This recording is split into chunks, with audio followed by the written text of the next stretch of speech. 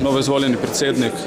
Ful je bilo kolobocij zdaj okrog teh volitev, pa zdaj končno je bila seja sklicana. Mnogi pravijo, da ni bila legitimno sklicana. Kakšen je tvoj komentar na vse to? Glejte, nekako akti šov določajo, da koliko je na seji prisotnih več kot polovica študentskih predstavnikov, so legitimni oziroma lahko o zadevah legitimno odločajo.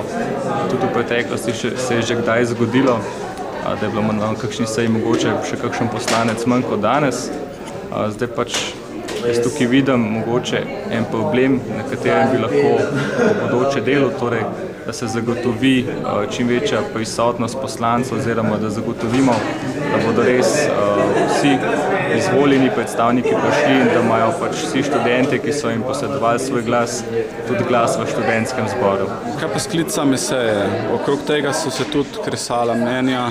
Sklic naj bi bil tudi nekako nelegitimen oziroma sama seja ne bila nelegitimna, zato ker ni bila vodena to, ko bi mogla. V bistvu sejo ne bi sklical predsednik senata, ki ga pa tukaj danes ni bilo. Koliko jaz vem, predvidevajo akti šova v Ljubljani za točno to situacijo v bistvu rešitev, torej da se pač da predsednik študentskega zbora oziroma da se določi nadomestnega predsednika, ki potem vodi sejo. Tako da seja je bila izklicana in izvedena v skladu z akti šov. Kaj bo recimo tvoja prva stvar, ki boš naredil zdaj kot nov predsednik?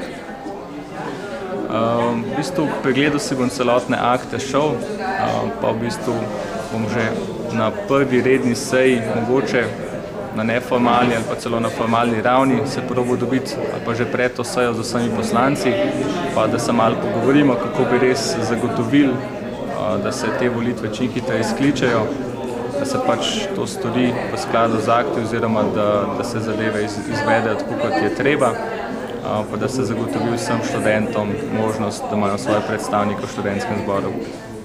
Super, hvala.